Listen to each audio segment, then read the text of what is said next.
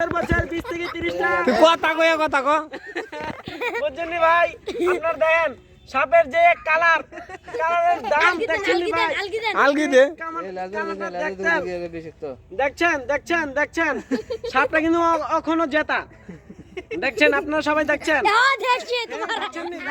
হ্যাঁ এই সাপ দেখলেই মনে করেন হাজার হাজার পোলাপাইন আসছে আইসে খালি আসেন ভাই আসেন খালি টাকা দেন পয়সা দেন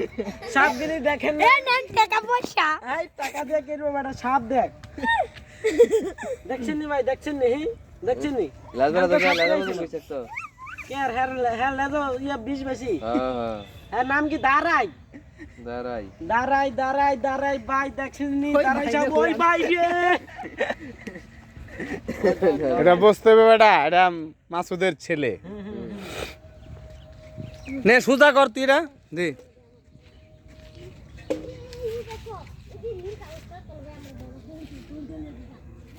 আগে আলা দেখিলে না এটা সুজা করে দে সুজা করে দে না এটা দেখো মরে আছে মোটামুটি কয়াত 32.5 হাত কয়টা এটা একমাত্র মতলব থানাতে এই সাপটি পাওয়া যায় বিরল প্রজাতির সাপ নাম হলো আরফাত ভাই টিকলি টিকলি এই সাপটি মোটামুটি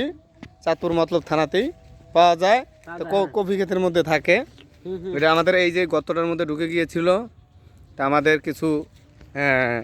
সাপুরে হ্যাঁ ভাই বারাদার হ্যাঁ মিলেমিশে মিলেমিশে অলরেডি এটা উদ্ধার করা হয়েছে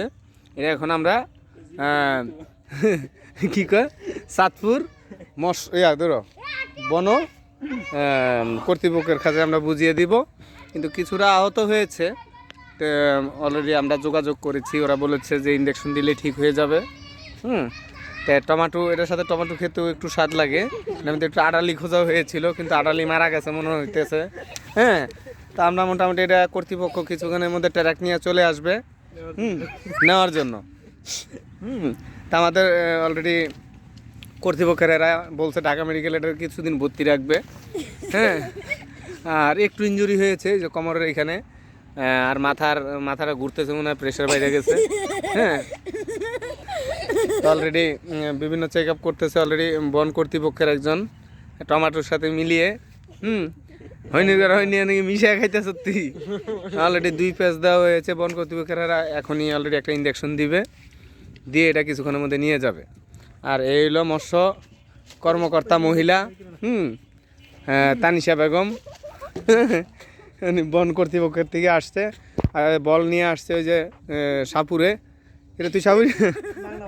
বাংলা বাজার ঢাকা